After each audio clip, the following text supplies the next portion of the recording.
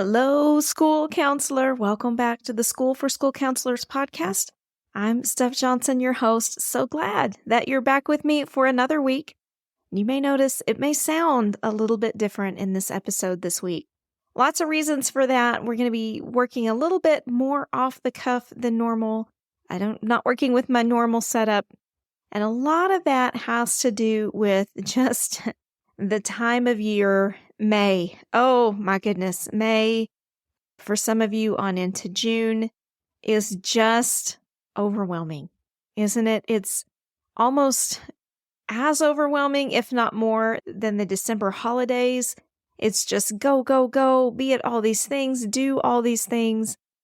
And then we have all the student needs and things that come up along with that. So May is just a lot. As a matter of fact, when I sit down to record these podcasts, I give them kind of a temporary working title in my platform just so I can keep track of them. And when I sat down this evening to record this podcast, I typed in, May is too much. So can I get an amen on that, my friends? It's a wild time of year, and I know that we need a different kind of episode right now than, just 3 quick tips to do this or 3 ways of looking at that. So I'm going to do this a little differently this week. Before we get started, I want to share with you a new podcast review. We got a few new ones this week. I'm so grateful to the folks who took 2 minutes out of their day to submit a review to Apple Podcasts. Guys, this is the way the podcast ecosystem works. This is how we get shown to people who may not know about us yet, but that need to know about the podcast. And so we are so grateful for our listeners who are willing to take a little bit of time to submit that review. I even know of a few people who have borrowed Apple devices from friends or family members just to be able to put that review on Apple Podcasts. So I appreciate you very, very much. This week's review comes from someone named Podcast Noob, which makes me laugh. I like that name a lot. They say, this podcast saved this first-year counselor. They go on to say, as a first-year counselor, I try to soak up as many resources as possible, which isn't always easy. Steph helps navigate helpful versus unhelpful content in a timely manner. She also reassures us each episode how important our work is and that we're doing a great job. I look forward to every episode. Thank you, Steph. You are so welcome, Podcast Noob, and I'm just so grateful that you took time out of your busy day to submit this review. It means more to me than you know, and also because you're hearing the message that we're putting out, that school counselors' work is important. In fact, I would wager to say it's some of the most important work being done on any campus. And despite what you may feel, particularly at this time of year, guys, you are doing a great job. I promise that you are. Unless you're just sitting at your desk painting your fingernails all day, you're making a difference somewhere, and you got to hold fast to that. So thanks again, Podcast Noob, for that review. School counselor, if you want to hop over and submit a quick review, we would be in your debt forever. We just want to get the word out about the podcast to anyone that needs to hear the message that we're laying down. All right, so back to our episode. And like I said, you're going to hear me talk a little bit more off the cuff than I normally do. Usually I have kind of a loose outline for my podcast episode. This week, I'm planning on just speaking from the heart. Because as I'm perusing social media, as I'm seeing the posts going up here and there, what I'm noticing is everybody is exhausted, right? Just absolutely exhausted. And man, I get it. I am working full-time as a school counselor right alongside of you. And I can tell you, I just crawled out of one of the most intense weeks that I think I've had all year long. We had a string of, without going into too many details, some social media threats against the safety of a wide swath of schools. So we were dealing with the fallout of that. We were trying to take good care of folks, take care of parents' fears, students' fears, keep everything going as best we could. And then we had several big tragedies going on my campus at the same time. Lots of things happening. And then, of course, in May, you always have those end of year concerns, those things that pop up all of a sudden. Students who all of a sudden show up you hadn't seen all year, but they're showing up with some pretty intense stuff. I have some theories about why that tends to happen, but nevertheless, May is intense. June is intense. As we wrap up the school year, it's just even more than the rest of the school year. And I know you know what I'm talking about. I am going to offer you my perspective on the end of the school year, on this tiredness, on this overwhelm, in hopes that it may help you see the light at the end of the tunnel. Because it's been a hard year, right? And as I've said many times, we keep saying since COVID, but since COVID, we've seen student needs escalate. We've seen family dysfunction just accelerate. It's just crazy to me to see the changes in family dynamics. Technology is an even bigger factor in our lives than it was pre-2020. We have all these things flying at us from all these different directions. We're trying to handle all the things, right? Because we do all truly want the best outcomes for students. I mean, that's why we got into this field, right? But at the same time, we're fighting different structures, different barriers, different things that deflect our best efforts towards students. Things like inappropriate job functions, testing coordination, 504 coordination, student support team coordination, endless lunch duties, before school duties, after school duties, right? All the things that take us away from our core mission. And a lot of the time in your year, it bugs you, it annoys you, you can kind of overlook it. But then as we get closer to the end of the year and needs intensify, it really starts to feel like a bigger deal, right? It really starts to grate on you a little bit more than it had before. And we also have a lot of just systemic, the best word I can think of for it right now would be oppression.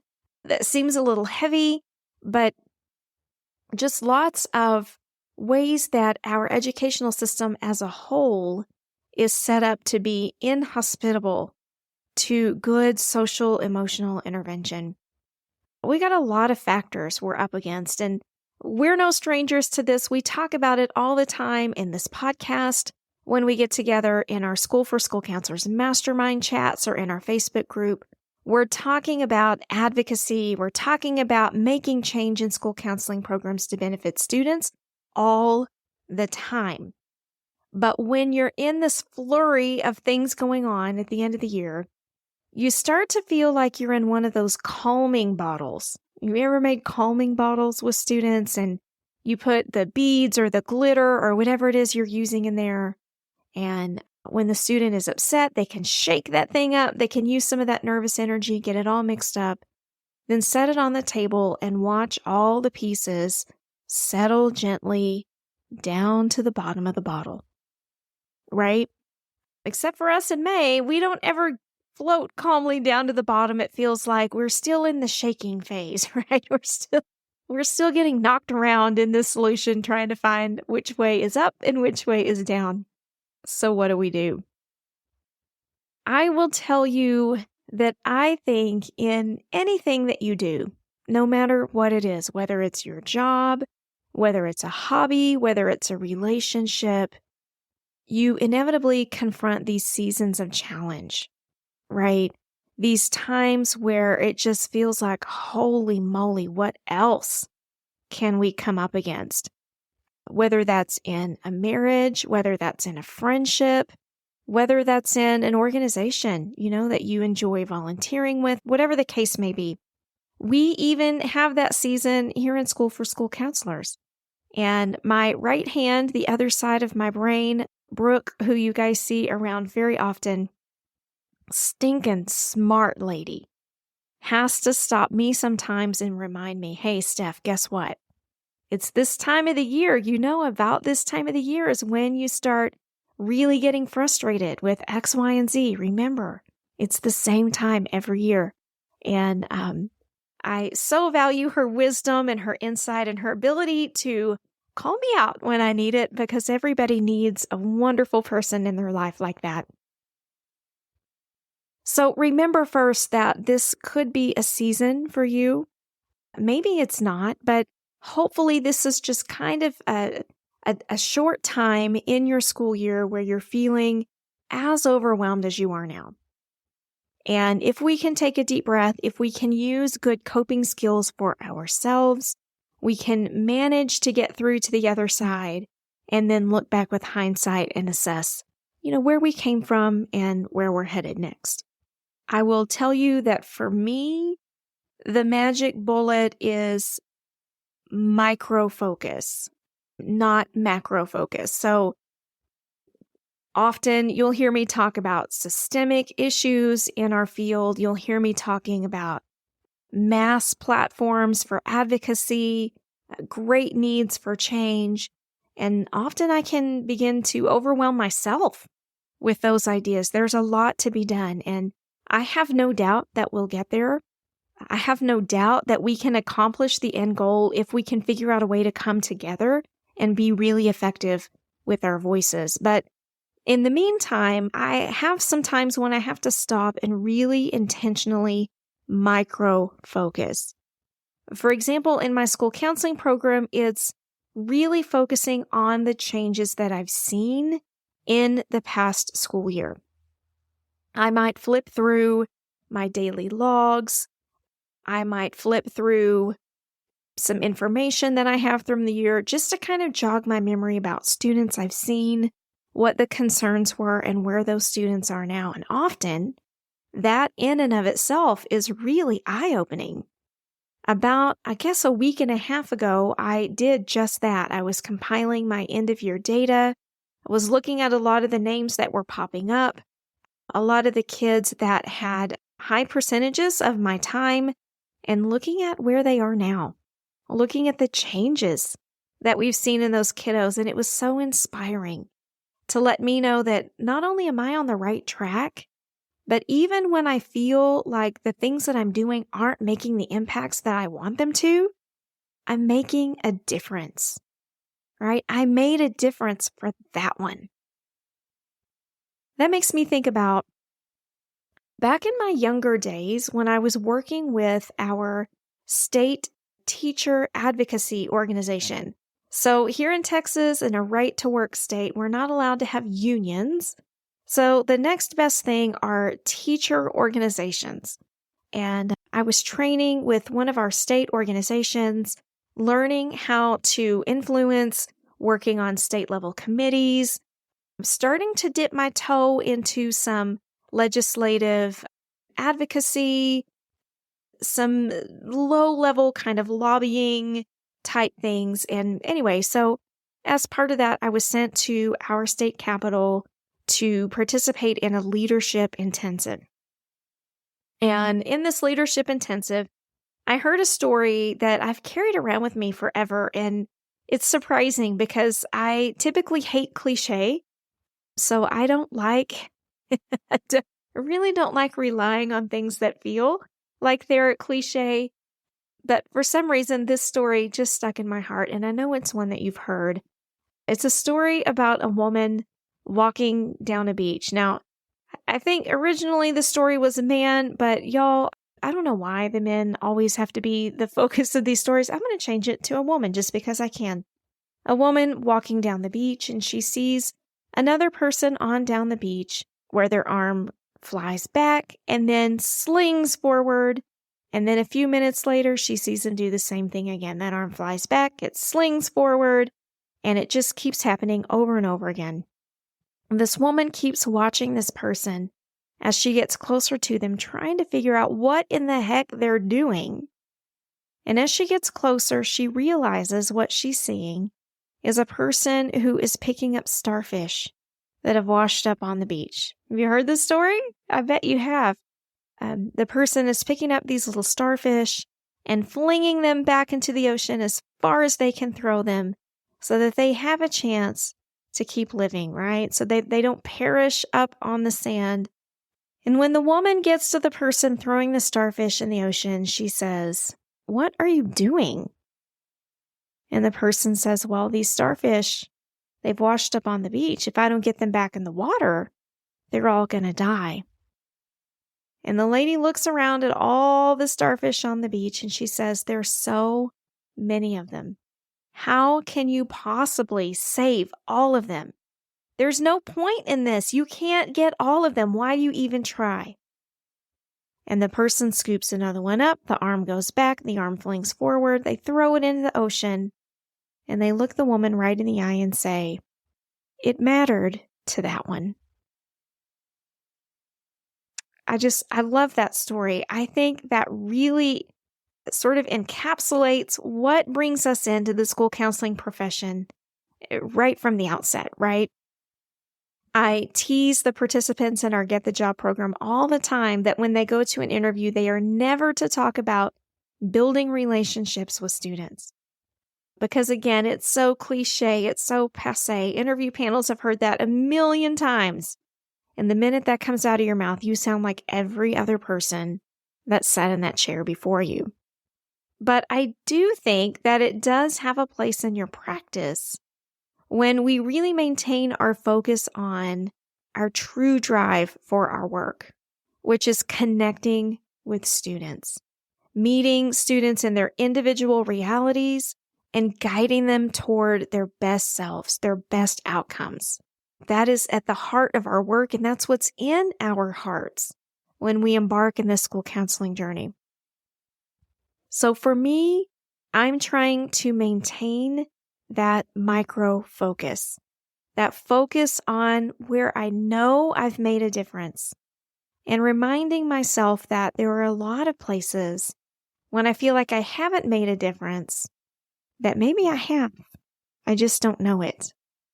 You often aren't lucky enough to hear about those times, right? They just kind of fade into the background and you're just left wondering, is what I've done really worth anything? I felt really lucky a couple of weeks ago, and sorry for all the personal anecdotes, but I just really want to illustrate these points for you. I was sitting in a meeting not too long ago, and we were discussing a student's transition into the next level of their education. They'd had a difficult time, and man, I had just been working my guts out to support this student. I just adore them. I just can't wait to see what they become as they grow older, as they mature, as they gain wisdom. I think they're going to be a force to be reckoned with in this world. But in this meeting, I was going through all of the things that I tried to be of assistance to this student. And as I walked through this list, not only did I feel overwhelmed, I couldn't help thinking, was it really worth it? Look at all this time that I invested in this student, and I really don't feel like I'm seeing any return on it. Did I make the right choice? Did I invest my time wisely? And I really wrestled with that. And as I was going through the list of interventions in this meeting and all the times that I'd sought outside consultation, all the different approaches I'd tried, all the different ways I had tried to speak to the student's motivation, to their heart, I just kind of felt down about it.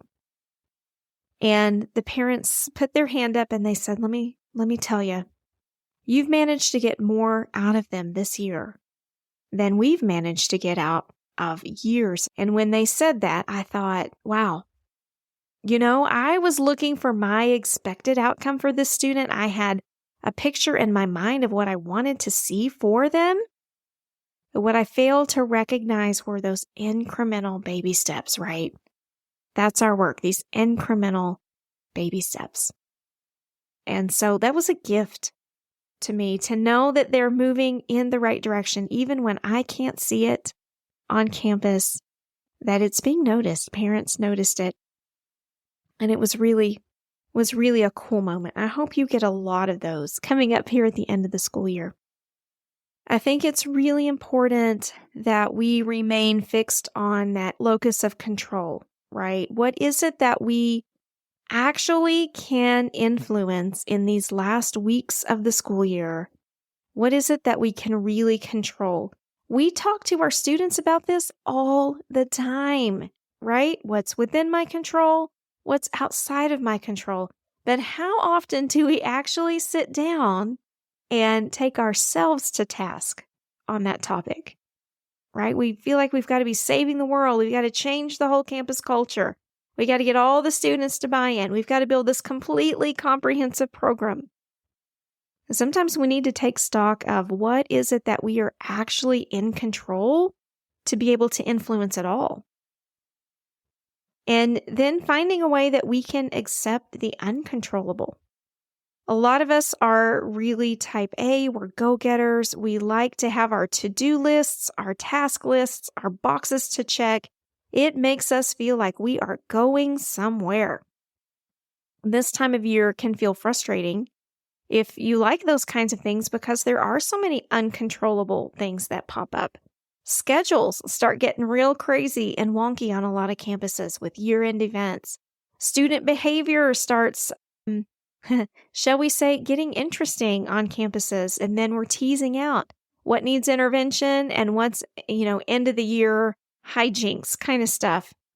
We have students that I think are just now starting to realize, oh crap, the school year is almost over and I'm about to lose the safety and security of my school building. And I think a lot of students start to panic and begin to seek us out for that reason. We're developing safety plans for students. We just talked about this in a recent podcast episode. Go back and find the previous episode to this one, and you'll see that summer safety plan and the template for creating those for students. We have all of these things going on. So we've got to accept that there are things that we cannot control in these situations. And there are also things we cannot control just in the school counseling world at large. But where can we make the difference, right? Where can we make it matter for that one? Those are the things that I think we should be looking toward in May. Those are the things that we ought to be reflecting on and really thinking through at the end of this crazy, crazy school year. Last but not least, and I know I tell you this all the time, but I just want to remind you how important you are to your campus. Even if you have a somewhat contentious relationship with your administrator, even if it feels like nobody cares if you show up each day or not, I'm going to guarantee you the students do. There are students on your campus that are looking to see if you're there. They're seeking you out. And sometimes you don't even know why, right? You just have these kids that keep showing up and you have no idea why they're there. They never seem to have any problems to talk about. Y'all, something's driving that. And they see something in you that helps them feel more centered, more regulated, more heard or seen. That is no small thing. That is no small thing.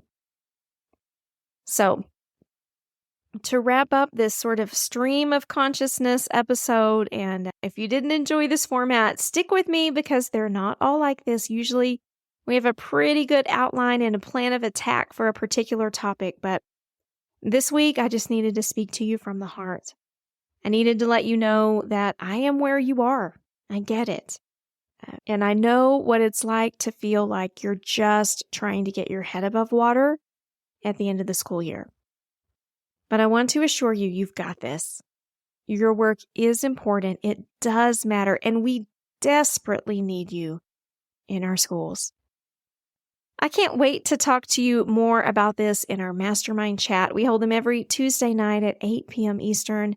They are phenomenal. If you're not part of our Mastermind community, jump in there. Man, we need your voice in there as well. schoolforschoolcounselors.com/mastermind. We have saved you a seat at the table. It's there waiting for you. All you got to do is grab it. We'd love to see you at our next Mastermind chat. All right. may the force be with you. I really, really hope that you end the school year feeling strong, feeling purposeful, and like you've done what you've set out to do. And if you don't feel that way, go back and reflect for a minute. Take an intentional 20, 30 minutes at your desk. Just reflect on the year past, the students you've seen, the issues that you've confronted, and the impacts that you've made. I think you're going to surprise yourself. Keep up all that great work, and I'll be back soon with another episode of the podcast. Until then, I hope you have the best week. Take care.